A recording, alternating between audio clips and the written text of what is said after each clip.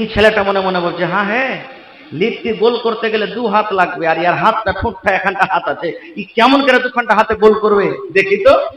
এই থাকতে থাকতে থাকতে ভাই, ও কিন্তু জানে না লিট্টিওয়ালা যে তৈরি করছে এটা আমাকে দেখতে এসেছে। যখন তেল ভালো হয়ে গরম হয়ে গেছে, একটুখানি হাতে লিট্টি নিয়েছে, আর বগলটাকে এরকম করে চাইপে মারছে, বগলে দাবো না, লিট্টিটাকে তেলে ছাড়ছে। ফের একটুখানি ক্লিয়ার করে হাতটাকে ছাড়ছে, মারছে, বগলে দাবো, আর লিট্টিটা ছাড়ছে। এই 2-4টা যখন ছাড়া হয়ে গেছে, ওর বগলটা এরকম চায় না, তখন ঘাসের মতন করে চুলকাতে শুরু করেছে। দেখছে ওরে আল্লাহ, ওর বগলে লম্বা লম্বা হ্যাঁ 4-5 ইঞ্চি হ্যাঁ উলার খেয়াল লেগে আছে। এই ছেলেটা মনে মনে করছে, ওরে শালা, আগে লিট্টিতে চুল পাবো না, তার কি পাবো? হ্যাঁ, হাসলেন, কথাটা শুনে হাসলেন। আমি বলেছি আগে, আমি আজে বাজে ঘটনা বলি না, কিন্তু উদ্দেশ্য আছে আমার বলার। কি, এই মুসলমান, আহারে ছেলে মাফ করবেন, ছেলে হিসাবে বলছি, ভাতিজা হিসাবে বলছি। আরে আল্লাহর বান্দা, আজকে আমরা মুসলমানের ঘরে জন্ম নিয়েছি, আমরা হলাম মুসলমান।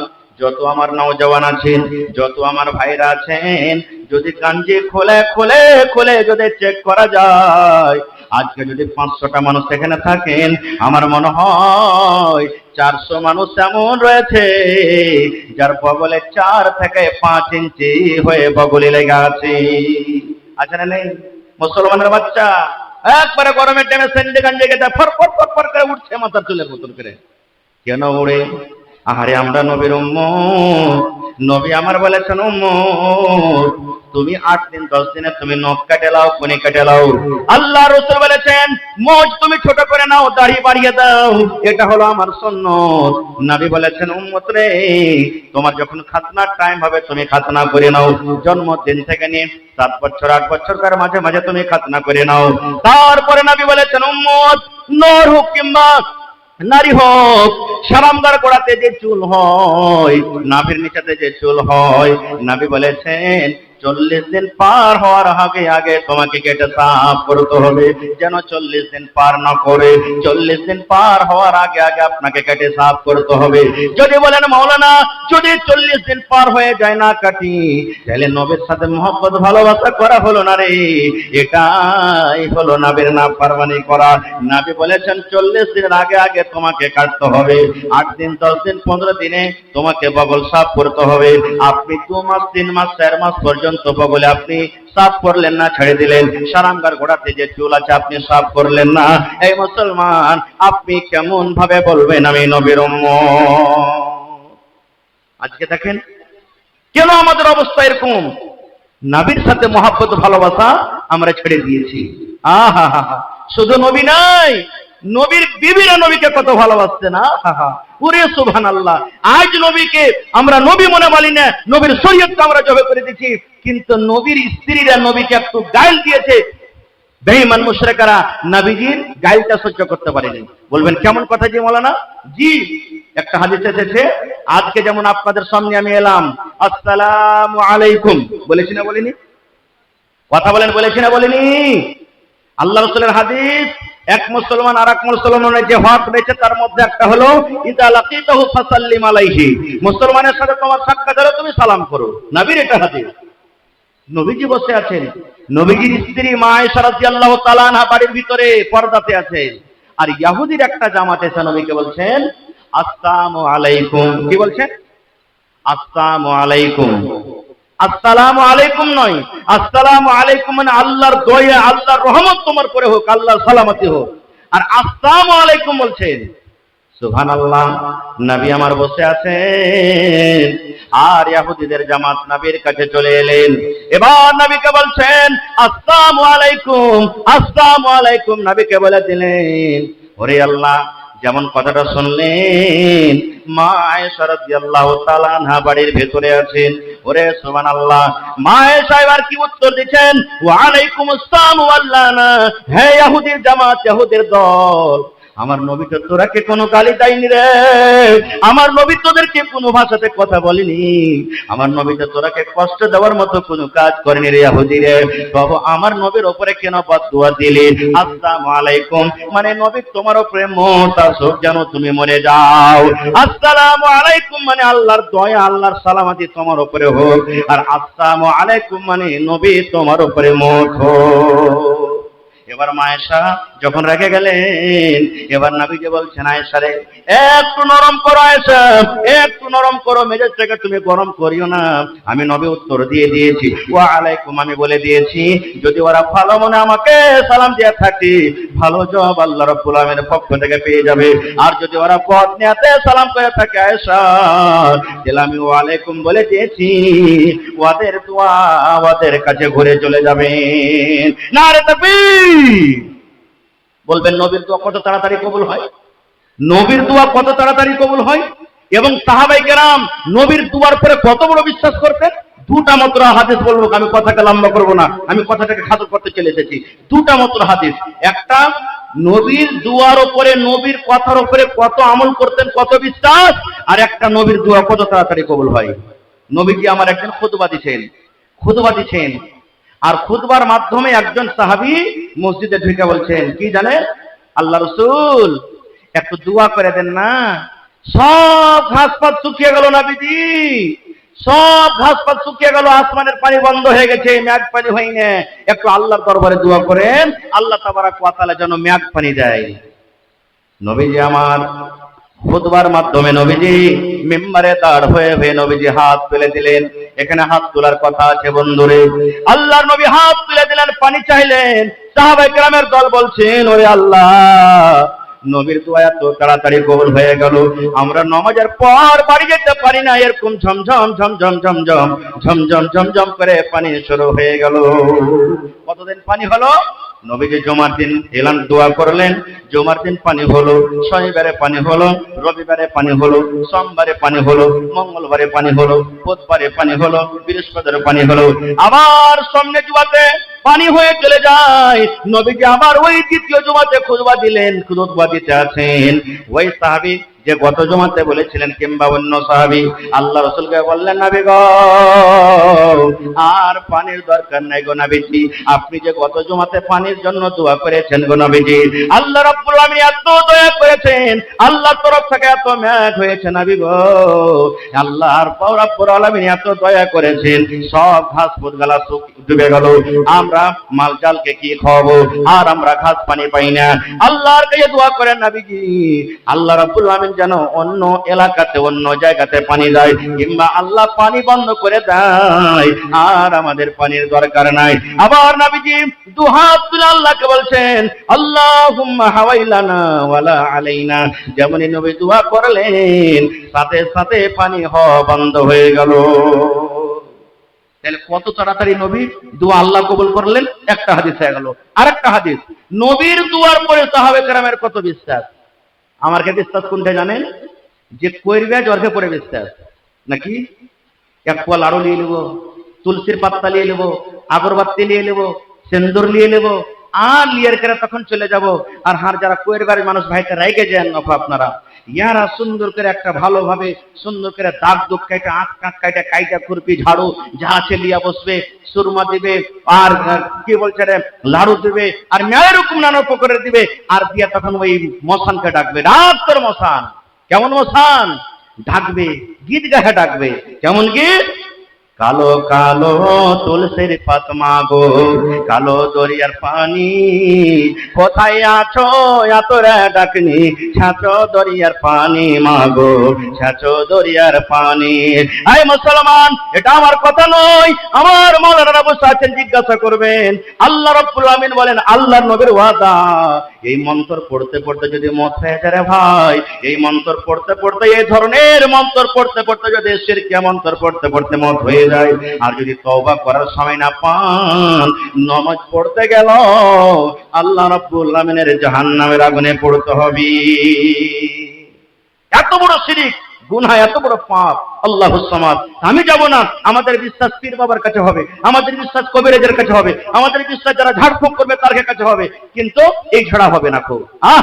সাহাবায়ে কেরাম কত বিশ্বাস করতেন। আল্লাহ নবীর জামানাতে একজন মহিলা দেখতে কালো, রাসূলকে বলছেন, তার কাছে মির্গির বেমার ছিল। মির্গির বেমার দেখেছেন আপনারা কোন গ্রামে এলাকাতে? দেখেছেন আপনারা? এই থাকতে থাকতে থাকতে কাঁপতে কাঁপতে কাঁপতে উল্টে পড়ে যাবে। পড়ে না, এটাও সহিহ বুখারী শরীফের হাদিস। একজন মহিলা মির্গির বেমার আছে তার কাছে, নবীকে এসে বলছেন, কি? আল্লাহ রাসূল গো, আমি একজন মহিলা মানুষ গো নবীজি, আল্লাহ রাব্বুল আলামিন আমাকে মির্গের বেমার দিয়েছি, আমি মির্গের পেশেন্ট, মির্গের রোগ। আল্লাহর নবী গো, একটু আপনি আল্লাহর দরবারে দোয়া করে দেন, আল্লাহ রাব্বুল আলামিন যেন আমার এই মুসিবতকে আল্লাহ দূর করে দেয়। নবী গো, আমি জানি আপনি হলেন আল্লাহর নবী, আপনি হলেন আখরি নবী। আল্লাহর দরবারে যদি আপনি দোয়া করেন, আল্লাহ রাব্বুল আলামিন আপনার দোয়া কবুল করবেন, রদ করবেন না।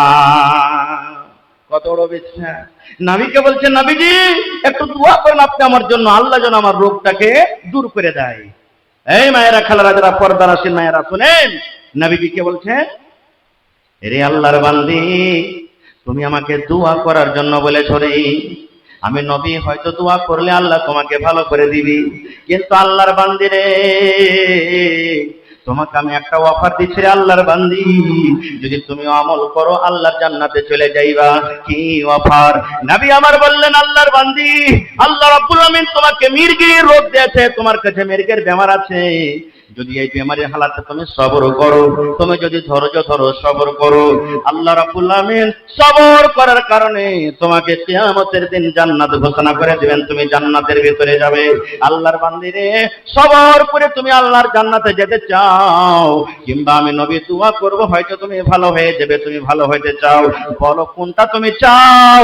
আমি নবী দোয়া করব, তুমি ভালো হয়ে যাইবে, এটা তুমি চাও, কিংবা আল্লাহ তোমাকে বেমার দিয়েছে, সবর করে তুমি আল্লাহর জান্নাতে যেতে চাও, কোনটা তুমি চাও? বর্তমান জামানার আমরা হইতাম তো কি বলতাম, মৌলানা জি জান বেঁচে থাকলে লাখ উপায়, আপনি দোয়া করেন শুধু ভালো তো হয়ে যায়, তখন দেখা যাবে। কিন্তু ওরে আল্লাহ, 2 নম্বর এখানে আমরা পয়েন্ট শুনতে পেলাম, মহিলারা পর্যন্ত নবীর কত কথা মেনেছিলেন, নবীর কথা মেনেছিলেন, নবীর প্রতি মহব্বত ভালোবাসা দেখিয়েছিলেন। এই মুসলমান, নবী যখন অফার দিয়ে দিলেন, সেই মহিলা বলছেন, নবী গো আর দোয়া করতে হবে না, নবী গো যদি আমি সবর করে আমি জান্নাত যেতে পারি, সবর করার কারণে যদি আমি জান্নাত পেয়ে যাই, আমি আল্লাহর জান্নাতে যাব, আমি সবর করে আল্লাহর জান্নাতে যাব। কিন্তু নবী গো, হ্যাঁ একটু আমার জন্য আর দোয়া করে দেন, আমার মুসিবত ভালো হওয়ার জন্য নয়, আমার বেমারি ভালো হওয়ার জন্য নয়, এই জন্য দোয়া করে দেন নবী গো। আমি একটা মহিলা মানুষ, রাস্তা দিয়ে হাঁটতে হাঁটতে হাঁটতে মানুষজন দেখে আমার বেমারি ছেড়ে যায়, আমি বেহুঁশ হয়ে পড়ে যাই। আগুনের পাঞ্জরে বসে আছি, আমি বেহুঁশ হয়ে পড়ে যাই। পানিতে আছি, আগুনের পাঞ্জরে বেহুঁশ হয়ে যায়। পানিতে আছে, পানিতে আমি বেহুঁশ হয়ে পড়ে যাই। আল্লাহ নবী গো, আমার যখন বেমারিটা চলে আসে, লোকজন মানুষজন কিচ্ছু বোঝাবুঝি হয় না, আমার বেমারিটা চলে আসে। এবার নবী গো, আপনি জানেন আমার বেমারি যখন আমার কাছে চলে আসে, আমার হুঁশ বুদ্ধি সব হারিয়ে যায়। নবী গো, আমি বুঝতে পারি না আমার মাথাতে কাপড় আছে কিনা, আমি বুঝতে পারি না আমার সিনাতে কাপড় আছে কিনা, আমি বুঝতে পারি না আমার কোমরে কাপড় আছে কিনা। আল্লাহ নবী গো, ওই টাইমে আমি বেহুঁশ হয়ে থাকি, আমার কোনো হুঁশ জ্ঞান থাকে না, আমি বুঝতে পারি না যে ওই টাইমে আমি পর্দাশীলা হয়ে আছি কিংবা বেপর্দা হয়ে আছি। নবী গো, একটু আমার জন্য আপনি দোয়া করে দেন, বেমারি ভালো হওয়ার জন্য নয়, শুধু একটু দোয়া করে দেন, যখন আমার বেমারি উঠে যাবে তখন আমার মাথার কাপড় যেন মাথাতে থেকে যায়, আমার সিনার কাপড় সিনাতে থেকে যায়, আমার কোমরের কাপড় কোমরে থেকে যায়। আল্লাহ নবী গো, ওই টাইমে যেন আমি বেপর্দা না হয়ে যায়। নবী গো, আমি যেন ওই টাইম খানে পর্দাশীলা হয়ে থাকি। এই আমার মায়েরা, খালারা, মহিলাদের ঈমান কেমন ছিলেন, নবীর প্রতি মহব্বত ভালোবাসা, নবীর কথা মেনে নিলেন, মহব্বত ভালোবাসার আলামত দেখিয়ে দিলেন। 2 নম্বরে, তারা বেমারি থেকে বাঁচে বা বেমারির হালাতে বেপর্দা যেন হয়ে না যায়, এই জন্য নবীকে দোয়া করতে পারছেন। আর আজকে আমাদের পর্দা কি? পর্দা তো গর্দা উঠে দিয়েছি আমরা। পর্দা কি জিনিস বুঝি না, পর্দা কাকে বলে বুঝি না। এখনকার মা খালারা যখন ঝগড়া করতে লাগবে, এমন ঝগড়া জোর জোর করে গলাতে করবে, মনে হয় মেঘ তার ঘাগে ফেলতে যাবে। হবে কি হবে না? আজকে দেখেন কত আমার মা বোনেরা ঢং ঢং ঢং ঢং করে জালসার পিন্ডাল ছেড়ে বাজারে ঘুরে বেড়ায়, কে রোডে ঘুরে বেড়ায়। কেন? আপনাদের জন্য 50,000 লাখ টাকা খরচ করে জায়গা বানানো হয়েছে আপনাদের জন্য। আপনি এই জায়গাতে নেই, কেন আপনি যাবেন অন্য জায়গাতে? তাই কবি বলছেন, কি কবি বলছেন?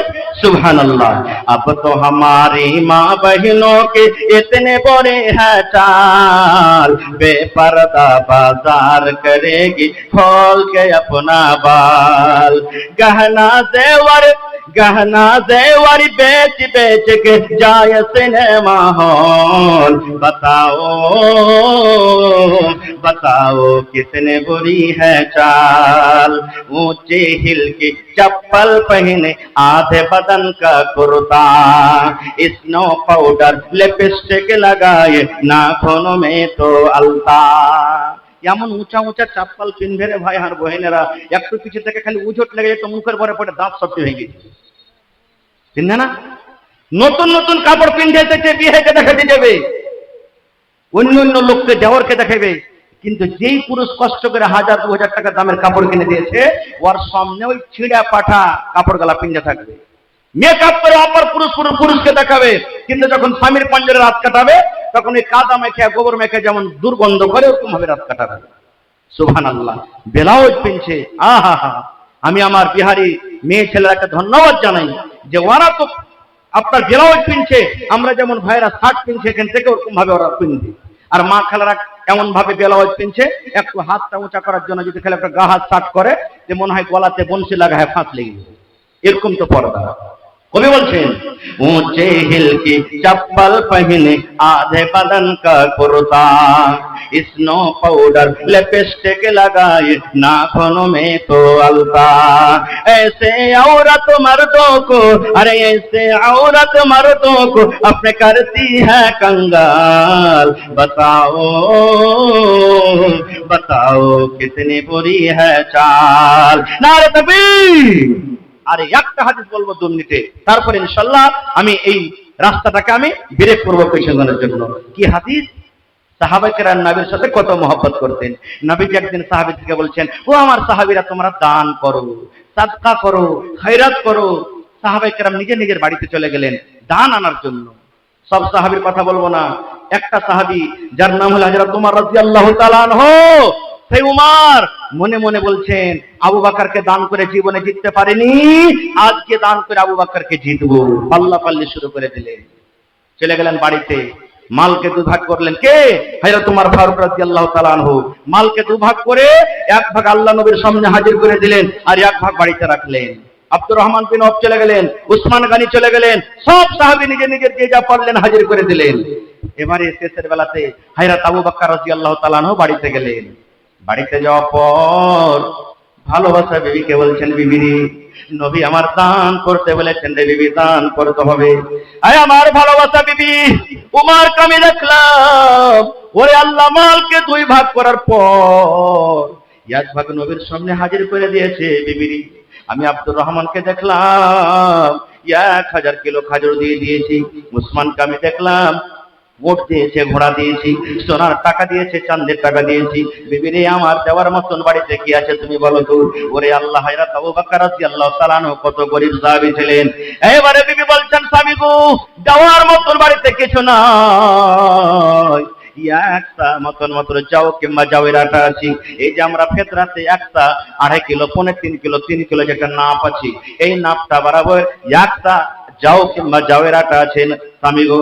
এবার হযরত আবু বকর রাদিয়াল্লাহু তাআলা আনহু বলেন, আল্লাহ আমার বন্ধুরা মোটা মোটা করে দান করেছে, আর আমি অল্প দান নিয়ে কেমন করে আল্লাহর নবীর সামনে যাব?